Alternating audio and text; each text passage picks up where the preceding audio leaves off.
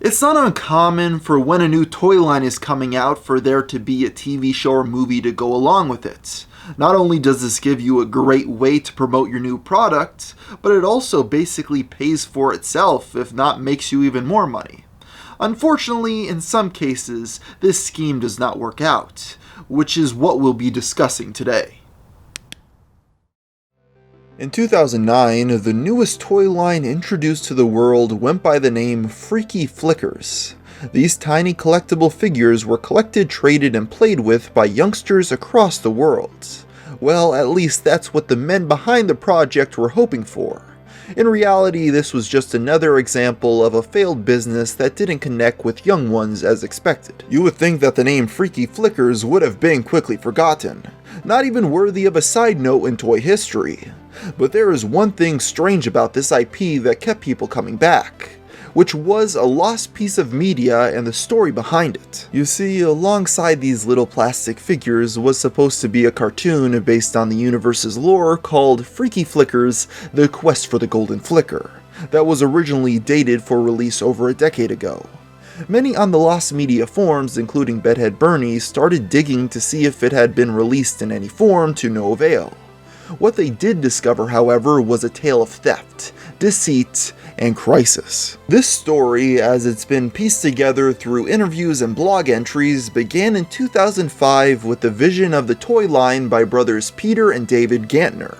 The product was produced in collaboration with Toys Inc., who sculpted and painted the collectibles. Carrie Howe, who was most notable for working on the Lord of the Rings trilogy, had heard that Peter was interested in funding a TV adaptation for the brand, so he began working on a pitch. After amassing nearly 6 to 7 months of work on the pilot, his idea was approved. At the beginning of the production, Carrie was tasked with using a 3200 Athlon shuttle box to start work, which was an early sign that this project would be in trouble. Its weak processing power plagued production with issues. By the third year, they had only rendered 3 minutes of animation.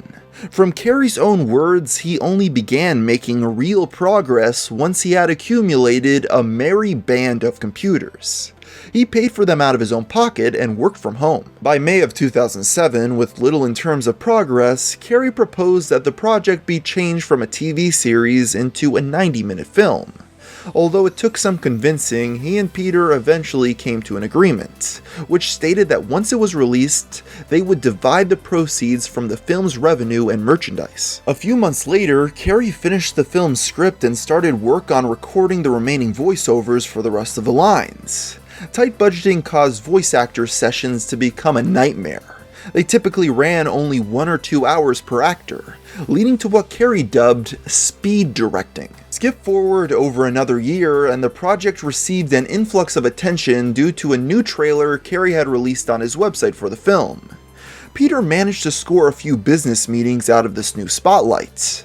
Afterwards, he recommended that Carrie turn the project into a theatrical feature, despite barely getting by as it was, but he reluctantly agreed. Once that was decided, Peter was somehow able to manage to make a deal with MGM that included a release of this project in over 2,800 theaters, so long as Peter provided the P&A money. This cash would account for the advertisement budget and projection copies. With this news, they needed more help to edit the film and manage the sound, so Carrie brought an old friend onto the project, D.W. Kahn. Every day, Carrie reworked around 1 to 2 minutes of the film. This included animating, lighting, and rendering, which still seemed like a lot for 2 people when you consider other studios have teams of hundreds for animated theatrical releases. To the surprise of very few, things started to fall apart. Carrie was extremely stressed out due to deadlines, and despite professional level equipment, he was still being inundated with hardware problems, with his workstation crashing during test renders. As deadlines approached, Carrie decided to continue working overnight to the point that he could not stay awake any longer. It was then that the film was stolen. In Carrie's own words, "I said goodnight to Mr. Khan, who was editing the film in my living room. I awoke little before 8 p.m. and noticed it was too quiet. The project computers were gone, as were the backup drives in Mr. Khan. I noticed a letter taped to the wall from Mr. Gantner, explaining that the P&A money had fallen through, so he was shutting down the film. I collapsed into a chair and was unable to rise for many hours. So that seemed to be the end of the Freaky Flickers movie, but what would soon be discovered was that Peter Gantner still had hopes of finishing the project he had spent years producing, this time without the help of his original collaborator. Things only get crazier from here, and we'll learn more about it after a brief word from our sponsor.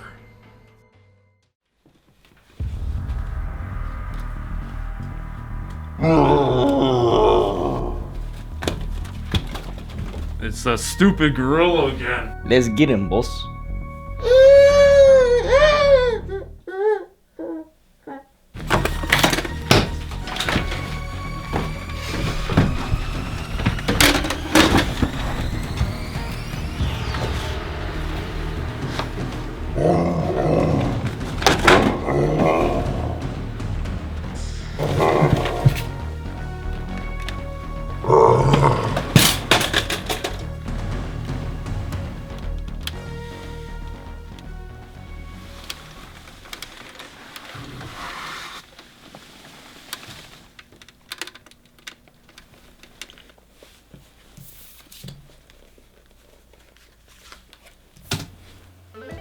As a professional filmmaker myself, I know just how important it is to get good video editing software, which is why I suggest Filmora 9. Filmora is software that allows you to empower your imagination with a set of tools that lets you get to where you want to go with your project. With filters, overlays, transitions, and custom titles, you can discover infinite ways to express yourself and achieve a refined look with endless results. You're able to create new worlds with compositing by layering clips using green screen effects. On top of video, you can perfect your sound with tools like keyframing, background noise removal, and an audio equalizer. Utilize up to 100 layers of media to create complex stories with ease, all in 4K. And when you get it all out on the timeline, you can change the aesthetic of your videos with one click with Filmora 9's creative filters and professional 3D LUTs. So whether you're unhappy with your current software or you're just getting into the industry, I suggest you try out Filmora 9.